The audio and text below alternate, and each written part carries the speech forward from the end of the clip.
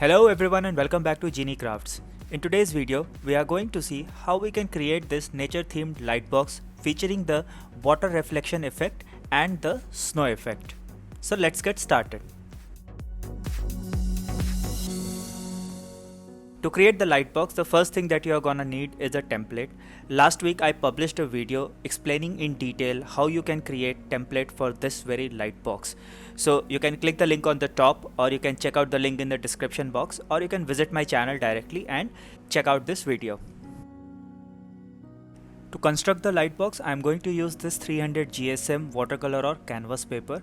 The thickness of the paper actually depends upon the intensity of the light that you are going to use at the back of your picture frame. If your LED lights are not very strong, then you cannot go with such a thick paper, because then the light will not reach out to the front of your light box. But if your LED lights are strong, then you cannot do with very thin paper, otherwise the entire light box will light up too bright and the details will not be visible clearly.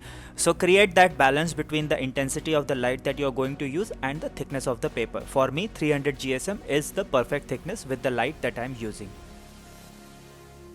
Align the template printout with your craft paper so that you can start the cutting process. For cutting out the layers, I'll be using Olfa paper cutting knife, which comes with a shorter blade. Now choosing the right blade is also important, because the thickness of the paper that I am using right now is very high, 300 GSM, and the template printout is on a 70 GSM paper. So overall it's around 370 GSM thickness that you have to cut. So choose a blade which provides you better precision and better control. Normally this happens with shorter blades, but if you are okay with long blades, even that will work for you. On the template layers, there are clear instructions as to what area to cut and what area to keep. So follow the instructions to get the cutout for your first layer.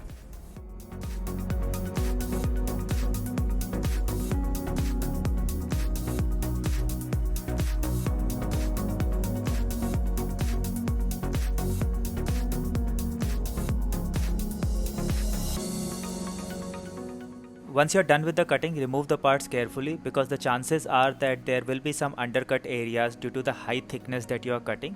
Do not try to force it out or tear it out, it might damage your layer. So remove it carefully. If you feel that some portions are not cut properly, recut it and then remove it. Now that we are done with the cutting of all the layers, it's time for step number 2 in the prep work for the layers. In the template, there were two particular layers which required trace paper, one regular trace paper and the other one a blue trace paper. So cut out respective size of the trace paper and paste it on the back side of the layers. The white trace paper or the plain trace paper is there to dim the reflection of the reflection layer which you have already cut out, and the blue trace paper is to give the effect of the color for the water.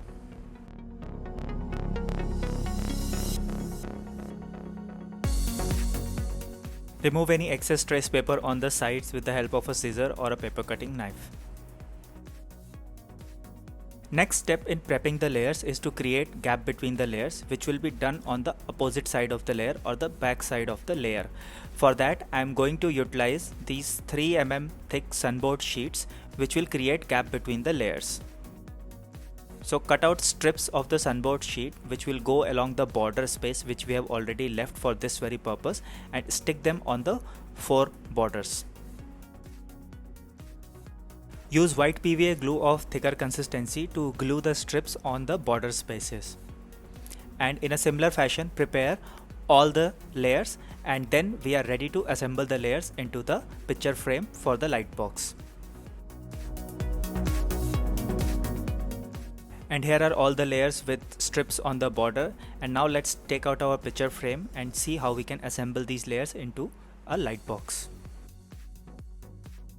For assembly of the layers, I am using this IKEA picture frame which has around 5 cm depth, which is ideal for a light box of 9 to 13 layers. So depending upon how much thickness you are using between the layers, the number of layers will change.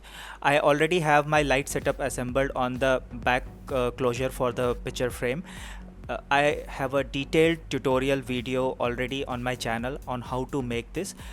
Check out the link in the description box or click on the link at the top to see that tutorial. Once we are done with all the previous step, assembly of the lightbox in itself is the easiest part of the entire lightbox project.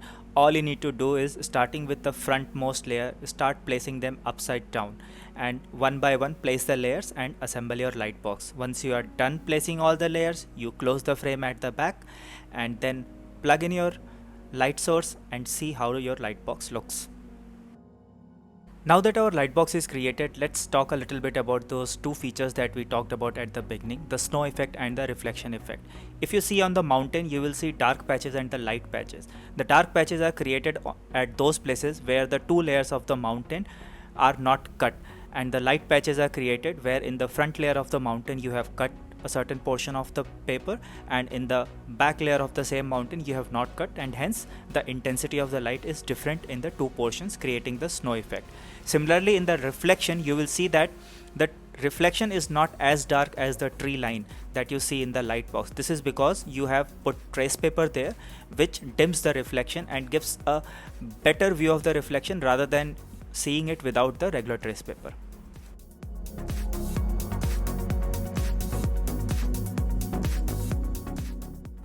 I hope you guys enjoyed this tutorial. If you guys liked the video, then please do not forget to hit the like button and share this video with your friends. Also do subscribe to my channel for regular videos on paper arts, and I will see you guys very soon in my next video. Till then, stay safe, take care, and bye bye.